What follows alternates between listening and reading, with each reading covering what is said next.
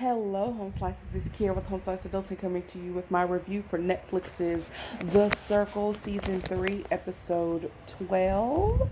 And it's called The Final Stretch. And we are down to the wire, y'all. We're down to the wire. Thanks so much for clicking on this video. Don't forget to like, comment, share, and subscribe. And y'all, let's get into this episode. I feel like it's not going to be a very long review. I actually am quite, it's actually just kind of wrapping everything up. That's exactly what we're doing here. So that's about it. So everyone receives messages from their family. Who cares? Blah, blah, blah. It's supposed to help motivate them to get to the money. Whatever. The family messages were touching for them, not so much for me. It's interesting how families are supportive of their family members lying. So that's an interesting piece. Everyone gets together to talk about how they, needed a good message from their family. They're all bonding, whatever. And so Nick gets in a group chat with Kay and what is his name? James. Yeah. Kay, James, and Nick get in a chat together.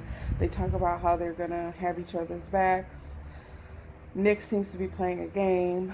I think James and Kay, while they're also playing the game, they are more apt to believe that Nick will abide by his word. I think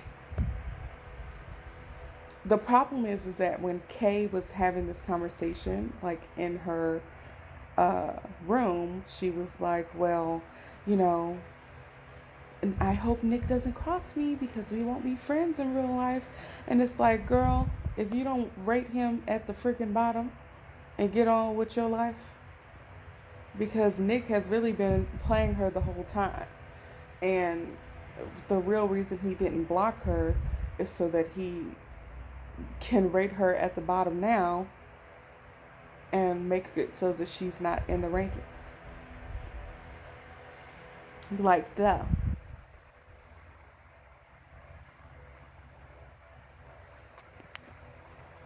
So what she needs to do is play the game like she's supposed to and rate the people how she's supposed to so that she can get what she wants. I feel like she's been playing the game with her heart, which is fine, right? But when it comes down to the wire and it's like time to get to the money, you better start thinking with your brain like Nick's brother said. So I think that Kay is foolish if she trusts Nick. I think that James has a reasonable expectation of what it means to be in this mini alliance with Nick and Kay.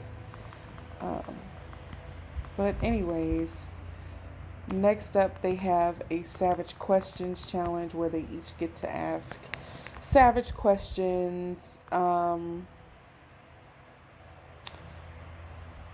Somebody asked Jackie if she's actually a video game chick. Whatever, who cares? Not savage enough. Somebody asked, who is this? What did they say? They asked Kay who do they think is the least deserving of winning the prize. She gives a cop-out answer, basically saying the people who have been here the longest deserve it. So she's kind of saying that Jackie, as the person who is not been there very long, is the least deserving, but she didn't say a name. Next up,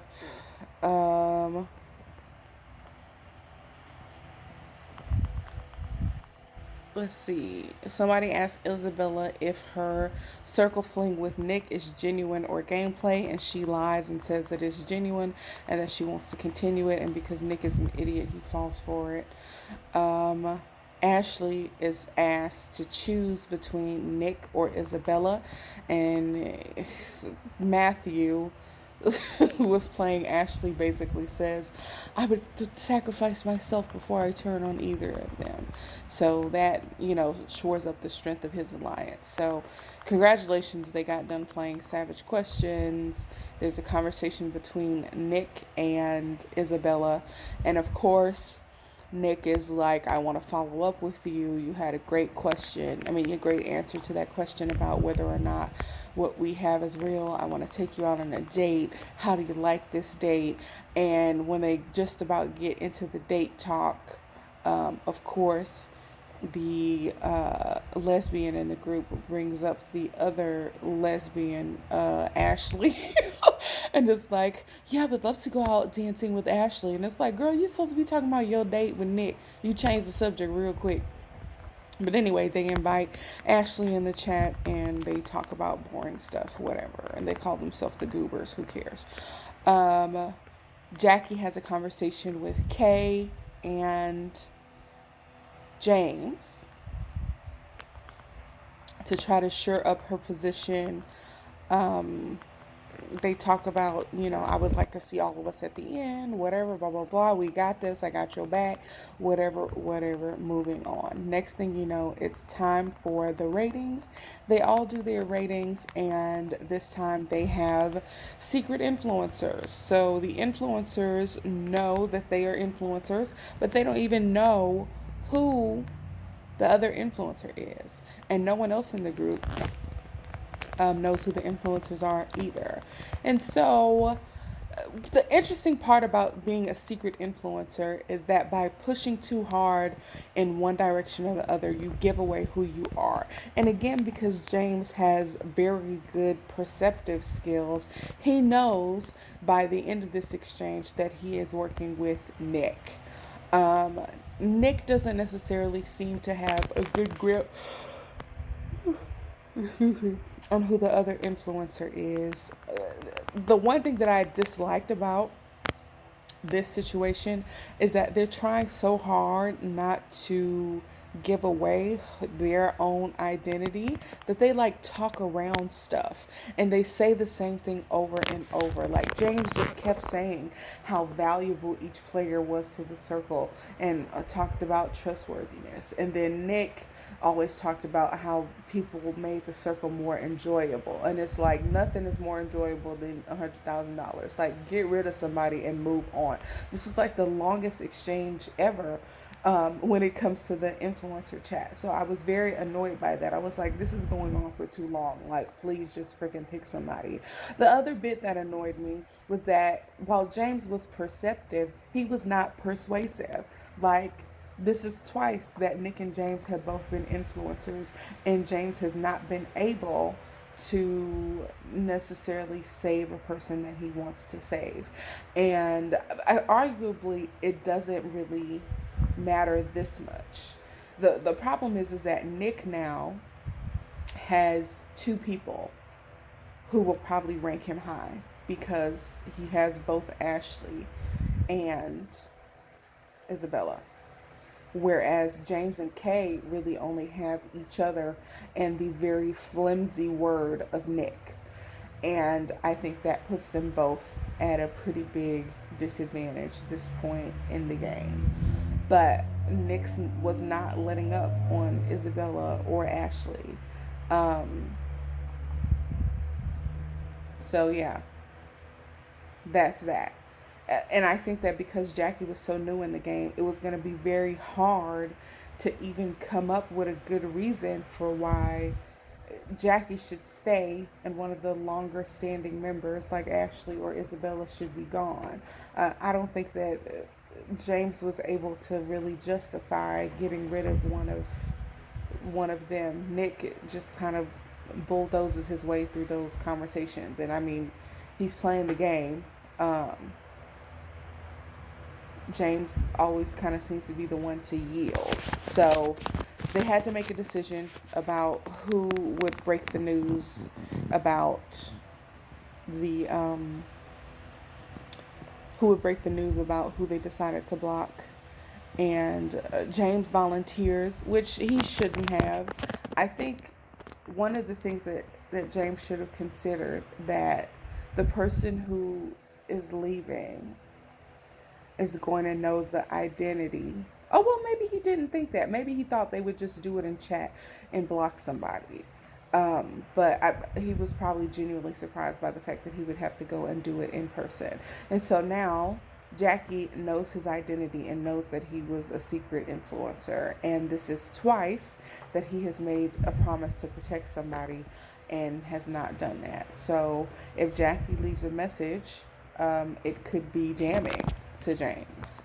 So, moving on, James has to go in person to block Jackie. They have a good conversation. He admits that even though he was flirting with her, he's been in a relationship for 12 years. How old is James? Like, they must have been together since college or high school or something. But, anyways, Jackie gets blocked. We all understand. It's very difficult, basically impossible for anybody who is new to win the circle. That new that late in the game. She really had only been there like 2 or 3 days.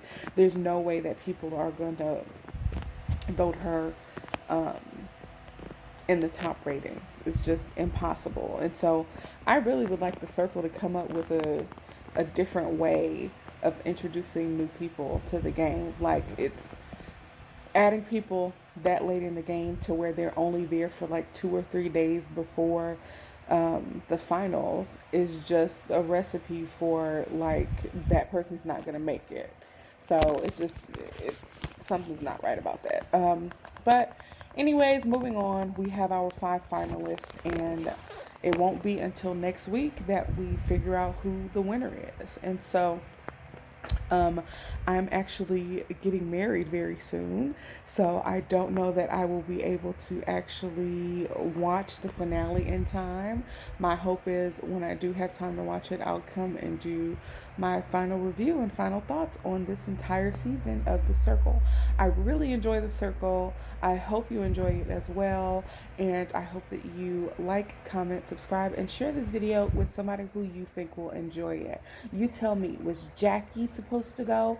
I was hoping that Isabella would go, but James knew that he was working with Nick, and Nick was just really not going to yield on Ashley or Isabella.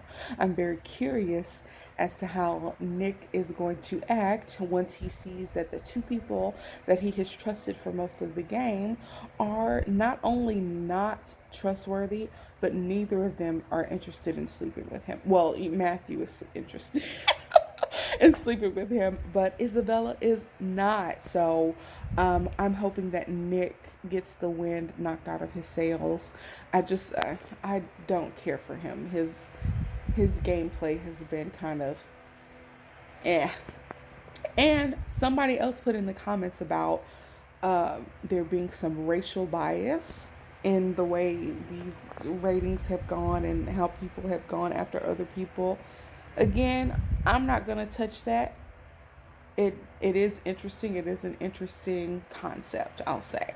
So thanks so much for watching, and I'll see you guys eventually.